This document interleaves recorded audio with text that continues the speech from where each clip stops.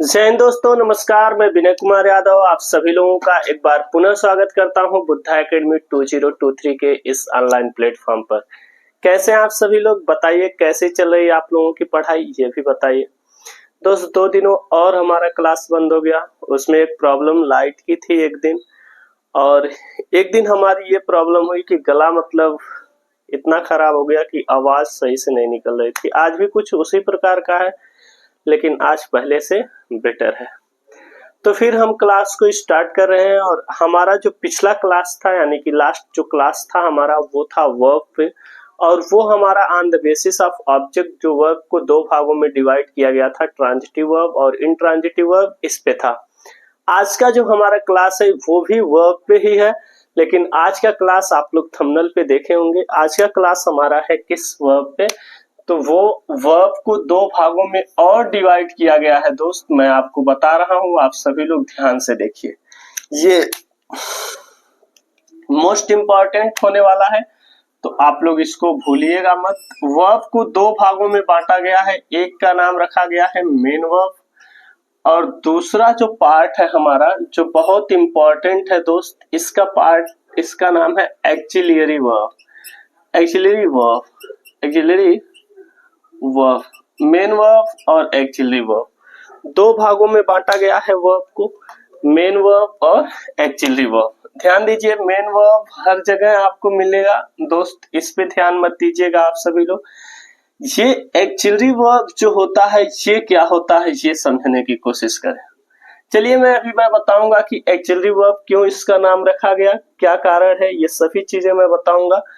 Axillary verb को एक और नाम से जानते हैं हम सभी लोग, वो नाम है हमारा हेल्पिंग वर्ब। वो क्या नाम है? हेल्पिंग वर्ब, यानी कि इसे हेल्पिंग वर्ब के भी नाम से जानते हैं एक्सिलरी वर्ब को। अच्छा, इसका नाम एक्सिलरी वर्ब क्यों पड़ा दोस्त, मैं बताऊंगा। ये AUX जो होता है, ऑक्स, इसका मतलब ही होता है हेल्प करना। वास्तव में आप जब कभी भी आप टीवी चलाए होंगे, या फिर वूफर चलाए होंगे, या फिर कोई भी एक तरीके से कह दे साउंड वगैरह चलाए होंगे, तो आप एक केबल लगाते हैं उसमें, और केबल का जो दूसरा सिरा रहता है वो अपने फोन में लगाते हैं या फिर कहीं और लगाते हैं, जिससे वो गाना बजता है दोस्त। तो वहां पे लिखा होता है AUX, जहां पे डीवीडी में वो केबल लगती है, तो वो एक्स केबल होती है, यानी कि गाना चलाने में मदद करने वाली केबल होती है। उसी शब्द से लिया गया है एक्सिलरी, वहां से ही आप समझ सकते हैं। एक्सिलरी का मतलब होता है एक्स का मतलब होता है दोस्त हेल्प करना, यानी कि एक्सिलरी वर्ब जो होता है वो हेल्प करने के काम आएंगी। कैसे, अभी मैं समझाऊंगा। एक्सिलरी वर्ब को 3 भागों में बांटा गया है, आप समझने की कोशिश करिए, आप सभी लोग समझिए। अभी मैं पहले समझा रहा हूं, फिर अभी बताऊंगा कि क्यों इन्हें एक्सिलरी वर्ब कहा जाता है, हेल्पिंग वर्ब क्यों कहा जाता है इन्हें। मैं अच्छी तरीके से समझाऊंगा। आज की क्लास में यही चलेगा दोस्त, जो भी 20 से 25 मिनट हमारी क्लास होगी। ध्यान दीजिए आप सभी लोग, एक्सिलरी वर्ब और हेल्पिंग वर्ब को, यानी कि यूं कहे तो एक्सिलरी वर्ब को 3 भागों में बांटा गया। पहला जो हमारा है एक्सिलरी वर्ब है, वो है प्राइमरी एक्सिलरी। प्राइमरी एक्सिलरी, ध्यान से समझिएगा आप सभी लोग, ये माइंड में रखते चलिएगा, प्राइमरी एक्सिलरी। दूसरा जो हमारा वर्ब है वो है मॉडल एक्सिलरी। मॉडल एक्सिलरी, आपको कहीं कहीं सिर्फ मॉडल ही लिखा हुआ मिलेगा, लेकिन मॉडल एक्सिलरी। और तीसरा जो हमारा वर्ड है वो है semi model axillary. Semi model axillary, समझ पा रहे हैं आप सभी लोग? Model axillary, semi model axillary. जो प्राइमरी एक्सिलरी होता है, इनको 3 भागों में बांटा गया है। एक है जो वो है verb to be. Verb to be दोस्त, कहीं कहीं आपको वर्ब बी लिखा हुआ मिलेगा, इससे घबराइएगा मत, वही चीज होता है वर्ब टू बी और वर्ब बी। जो दूसरा पार्ट आपको मिलेगा वो मिलेगा verb to do, verb to do. और जो तीसरा मिलेगा वो मिलेगा verb to have, verb to have. समझिए आप सभी लोग, वर्ब टू बी जो होता है, आप सभी लोग जानते हैं, बी के बारे में एक बार मैं पहले भी चर्चा किया हूं। ये इज, आर, एम और जो है दोस्त वॉज या वर होते हैं, इन्हें हम वर्ब टू बी कहते हैं। इनका यूज कहाँ होता है, कब होता है, कैसे होता है, ये हम सीखेंगे एक एक करके क्लास में दोस्त। वर्ब टू डू क्या होता है, ये होता है डू, डज और डिड, ये तीन होते हैं verb to do. Verb to have क्या होता है दोस्त, ये होता है हैज, हैव और एक क्या होता है हैड, ये भी तीन होते हैं। इनके यूजेस हमें सीखना है, ये सिर्फ जान करके नहीं रहना है कि वर्ब टू डू क्या होता है, वर्ब टू हैव क्या होता है, वर्ब टू बी क्या होता है। सबसे ज्यादा एग्जाम में जो आपसे क्वेश्चन पूछा जाता है दोस्त, वो पूछा जाता है वर्ब टू बी से, जो मोस्ट इंपॉर्टेंट होने वाला है। आपको अगले क्लास में इसका यूज देखने को मिलेगा। आज मैं आपको इतना ही समझाऊंगा कि ये क्या चीजें होते हैं, आप समझिए अच्छी तरीके से।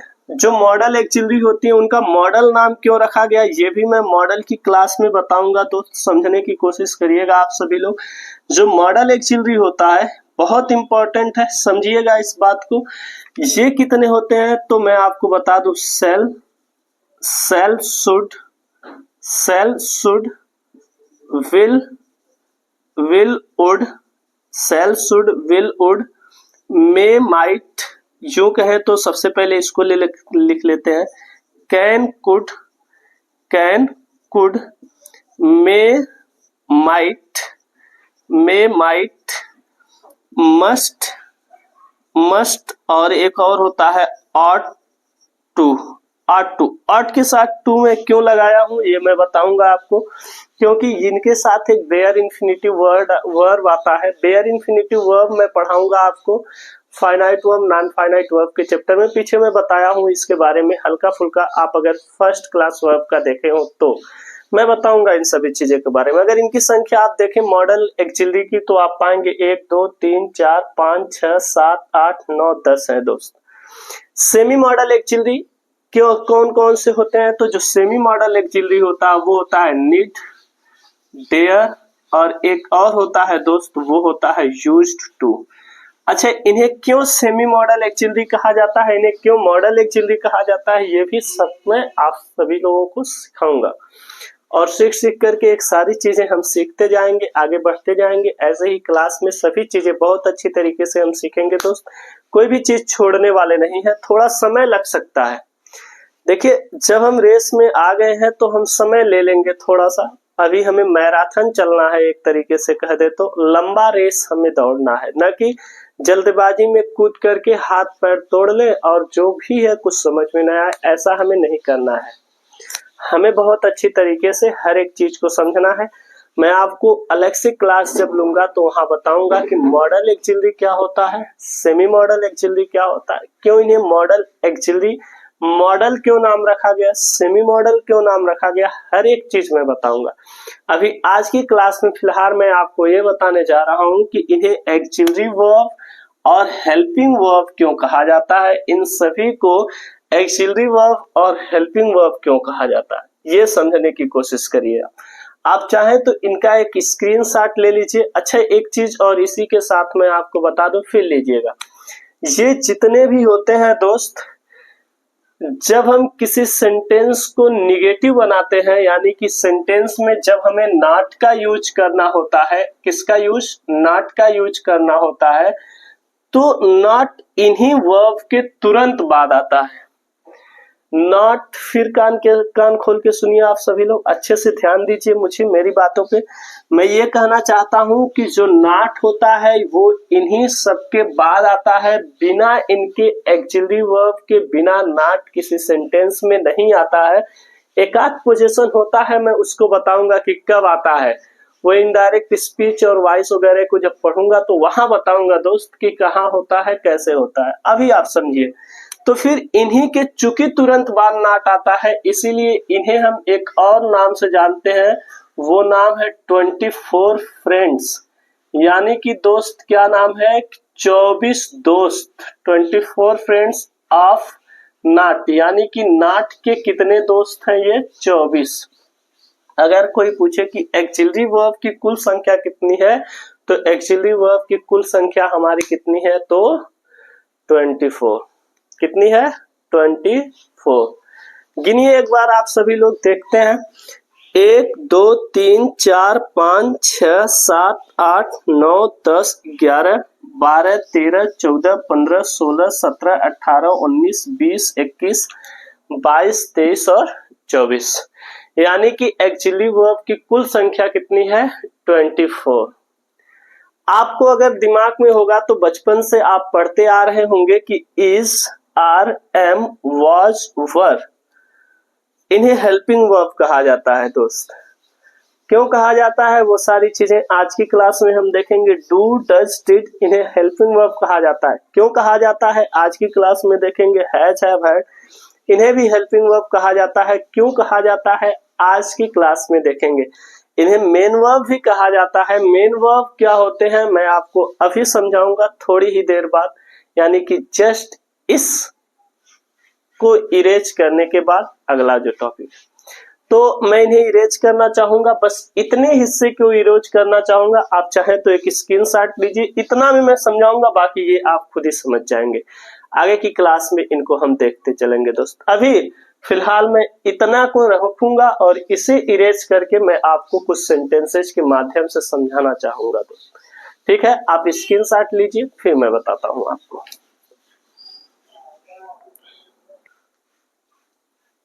ठीक है, ले लिए होंगे आप लोग स्क्रीनशॉट। मैं इन्हें इरेज करना चाहूंगा, बस इतना इरेज करना चाहता हूं। इनको एक अलग अलग क्लासेज में सिखाऊंगा, इनको भी सिखाऊंगा, लेकिन अभी मैं फिलहाल ये बताने जा रहा हूं कि इन्हें एक्सिलरी वर्ब, एक्सिलरी का मतलब हेल्पिंग वर्ब क्यों कहा जाता है, ये समझना। और इन्हें 24 फ्रेंड्स ऑफ नॉट क्यों कहा जाता है, ये समझना है। बेसिक से समझते हैं, मैं इन्हें इरेज करना चाहूंगा। ध्यान दीजिए, कोई भी चीज हमें जल्दबाजी में लेकर के नहीं उड़ना है दोस्त। अगर जल्दबाजी करेंगे तो फिर दिक्कतें बढ़ जाएंगी और हम होंगे परेशान, कोई फायदा नहीं मिलेगा।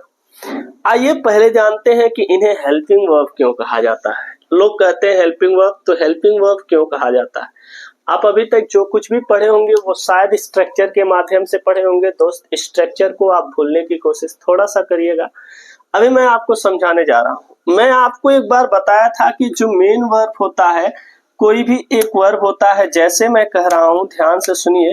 एक वर्ब हमारा जैसे राइट है, एक वर्ब राइट है, तो मैंने बताया था कि एक वर्ब के कुल कितने फॉर्म होते हैं। तो आप जानते हैं कि एक वर्ब के कुल 5 फॉर्म होते हैं। राइट का जो सेकेंड फॉर्म होता है दोस्त वो रोट होता है, और जो थर्ड फॉर्म होता है वो हमारा रिटेन होता है, और जो आईएनजी फॉर्म होता है वो हमारा कौन सा होता है, वो राइटिंग होता है। और इसका एक और फॉर्म जो यस होता है, मैं यहाँ लिख रहा हूँ, वो हमारा राइट्स होता है।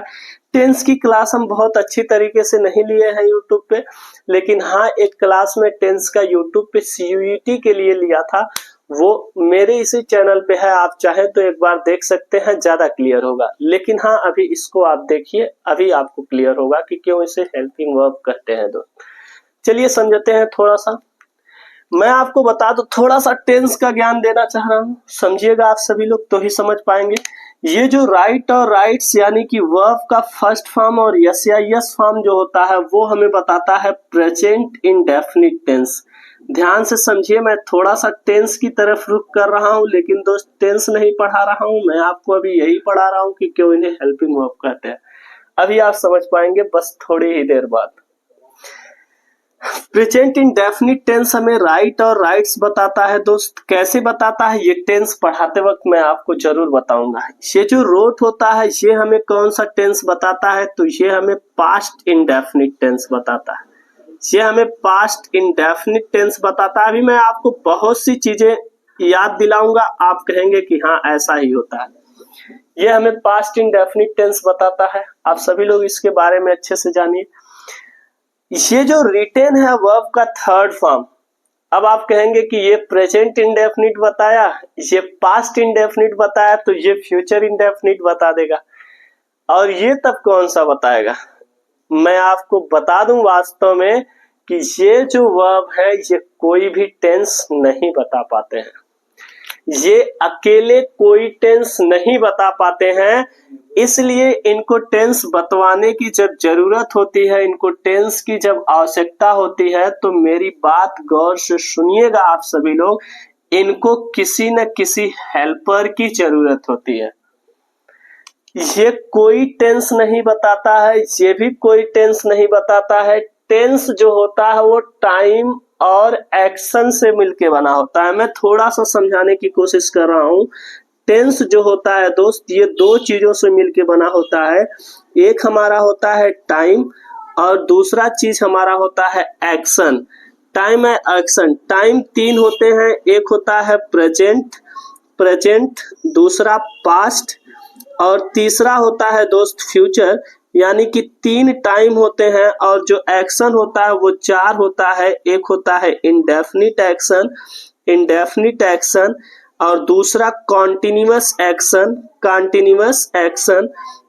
इंडेफिनिट कॉन्टिन्यूअस और तीसरा परफेक्ट एक्शन और चौथा हमारा जो होता है वो होता है परफेक्ट कॉन्टिन्यूअस एक्शन। ये चार एक्शन होते हैं।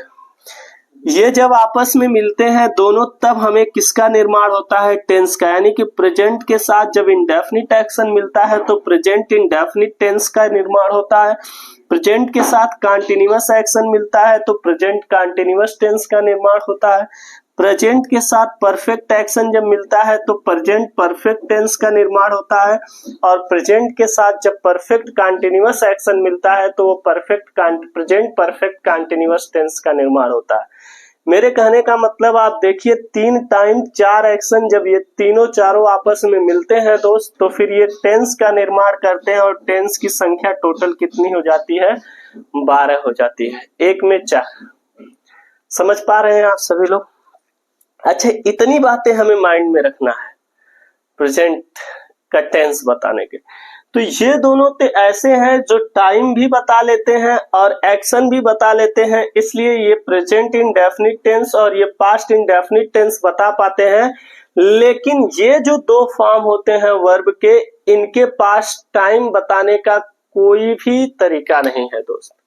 ये टाइम नहीं, सिर्फ और सिर्फ एक्शन को बता पाते हैं। ये जो वर्ब का थर्ड फॉर्म है, ये सिर्फ और सिर्फ हमें परफेक्ट एक्शन बता पाता है दोस्त। ये परफेक्ट एक्शन बता पाता है और ये जो है ये कंटीन्यूअस एक्शन बता पाता है। यानी कि अब इनको टाइम बताने के लिए इनको एक हेल्पर की जरूरत पड़ती है। समझ पाइए आप सभी लोग? तो ये दिमाग में रखिएगा आप सभी लोग। समझ पा रहे हैं आप लोग?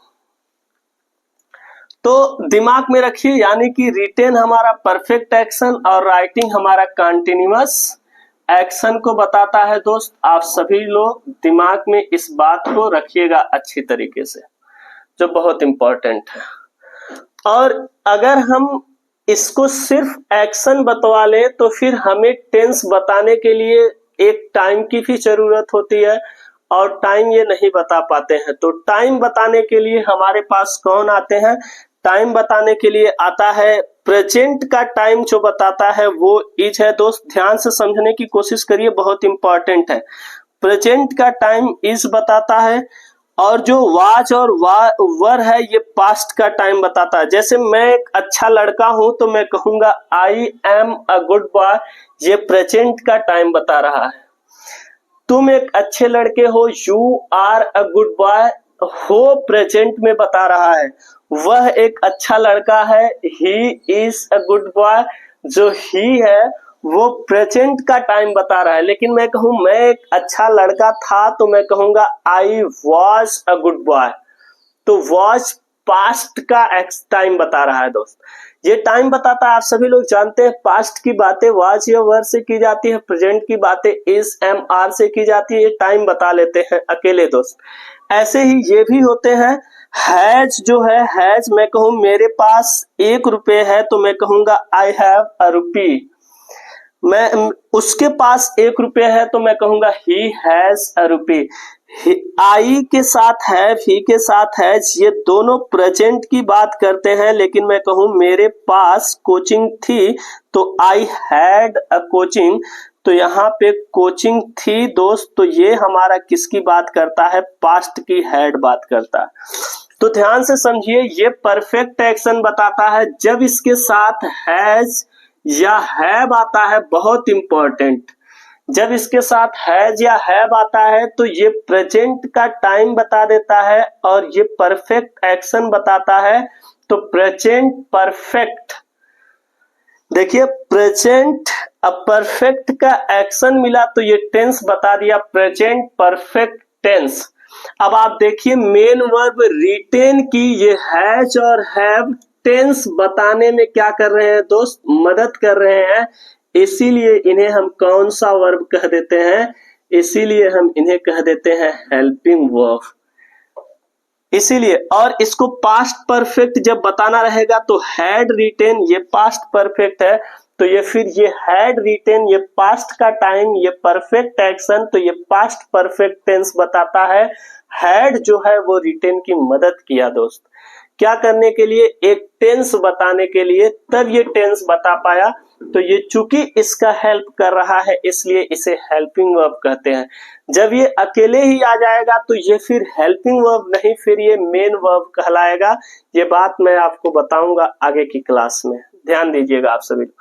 वैसे ही इसके साथ क्या होता है दोस्त, आप समझने की कोशिश करिए। इसके साथ भी एक चीज होता है, इसके साथ जब हम इज या फिर आर या फिर एम लगाते हैं, ही के साथ इज, यू के साथ आर, आई के साथ एम, अलग अलग के साथ अलग अलग वर्ब लगते हैं, इसीलिए इज आर एम बना है दोस्त।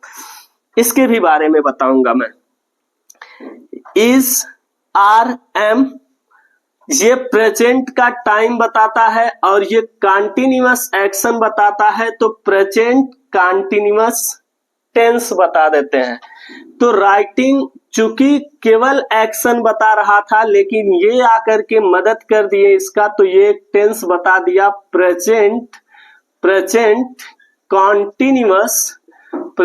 Continuous tense. अच्छा, ये क्या किया, ये इज आर एम इस राइटिंग की हेल्प तो किया टेंस बताने में, इसीलिए इसे हम हेल्पिंग वर्ब कहते हैं। ये जो वॉज या वर है ये हेल्प करता है पास्ट कंटीन्यूअस टेंस बताने में, इसीलिए इस वॉज या वर्ब को हम क्या कहते हैं, हेल्पिंग वर्ब कहते हैं। ये टेंस में हम बहुत अच्छी तरीके से पढ़ेंगे दोस्त कि कैसे ये मदद करते हैं। समझ पा रहे, इतनी आसान बात, क्यों इन्हें हेल्पिंग वर्ब कहा जाता है, कितना आसान है, क्यों इन्हें हेल्पिंग वर्ब कहा जाता है। और जब आप ऐसे कहते हैं, जैसे मैं एक लेटर लिख चुका हूं तो मैं कहूंगा I have written a letter, मुझे कहना रहे मैं एक लेटर नहीं लिख चुका हूं तो हैव के तुरंत बाद नॉट लगेगा। चूंकि इसके तुरंत बाद नॉट लगता है इसीलिए इन्हें हम 24 फ्रेंड्स ऑफ नॉट भी कहते हैं। जैसे आपको मैं हैज हैव को दिखाया वैसे ही डू डज भी काम करते हैं दोस्त। Do does present indefinite tense में, असर्टिव सेंटेंस में नहीं आते हैं, इंट्रोगेटिव और नेगेटिव सेंटेंस में आते हैं दोस्त। मैं वहां पे आपको सिखाऊंगा, ये हेल्प करने का काम करते हैं डू या डज। ऐसे ही can, could, may, might, must, ought to, need, dare, used to, ये सब के सब हेल्प करने का कहीं ना कहीं काम करते हैं, इसीलिए इन्हें हम हेल्पिंग वर्ब, यूं कहें तो एक्सिलरी वर्ब कहते हैं दोस्त। तो ये होता है हमारा एक्सिलरी वर्ब और हेल्पिंग वर्ब। हमें सिर्फ इतनी चीजें नहीं सीखनी है कि हेल्पिंग वर्ब और एक्सिलरी वर्ब क्या होते हैं, कौन होते हैं। हमें ये सीखना है कि इनका यूज कहाँ किया जाता है, कैसे किया जाता है, ये सारी बातें हमें अच्छी तरीके से जाननी है।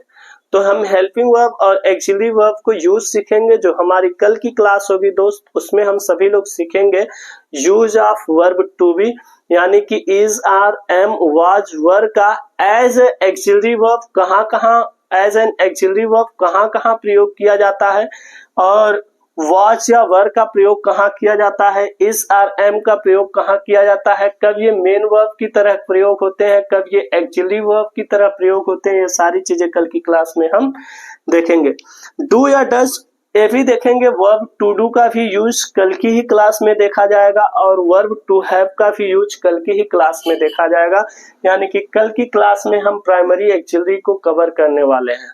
तो कल हम सभी लोग प्राइमरी एक्सिलरी को बहुत अच्छी तरीके से देखेंगे, इसमें कोई दिक्कत नहीं है, बहुत बढ़िया से हम लोग पढ़ेंगे, कोई प्रॉब्लम नहीं होने वाली है। कल की क्लास आप लोग न छोड़िएगा, क्योंकि यहाँ से एक बहुत इंपॉर्टेंट मैं बात बता दूं, सिंटेक्स नाम का जो चैप्टर होता है, यूं कहें तो सेंटेंस एरर जो होता है हमारा कॉम्पिटिटिव एग्जाम में, सेंटेंस एरर जो होता है वो काफी हद तक यहाँ से पूछता है, और इसे हम अच्छी तरीके से पढ़ते हैं दोस्त। तो कॉन्टिन्यूअस टेंस जो हमारा होता है, कॉन्टिन्यूअस टेंस वो काफी अच्छी तरीके से हम पढ़ पाएंगे और कॉन्टिन्यूअस टेंसेज को अच्छी तरीके से समझ पाएंगे, और इंडेफिनिट टेंसेज को और परफेक्ट टेंसेज को। टेंसेज भी बहुत इंपॉर्टेंट होते हैं, यहीं से समझ में आते हैं।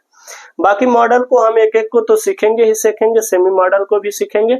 तो आज का हमारा क्लास यहीं तक रहेगा, और आज की क्लास के लिए इतना ही। फिर मिलेंगे, आप चाहे तो एक स्क्रीनशॉट ले लीजिए पहले, फिर मैं कुछ बातें करता हूँ, ठीक है। तो मैं ये बता रहा था कि आगे की जो हमारी क्लास होगी वो कुछ इसी अंदाज में चलेगी दोस्त, और ऐसे ही चलेगी। थोड़ी लाइट की प्रॉब्लम, कभी कभी लाइट ऐसे वक्त पे चली जाती है कि दिक्कत हो जाती है, उस दिन क्लास बंद करना पड़ता है, क्योंकि सिस्टम जानते हैं हर एक चीज सेटअप नहीं हो पाया। और जो है कि थोड़ा एक समय था कि गले में बहुत ज्यादा खिचखिच, मतलब एक तरीके से बोलने में थोड़ा दिक्कत होती थी, तो इसलिए हम रुक गए। तो आज के लिए इतना ही दोस्त, फिर मिलेंगे अगली क्लास में। तब तक के लिए जय हिंद, नमस्कार, बाय बाय, फिर मिलते हैं।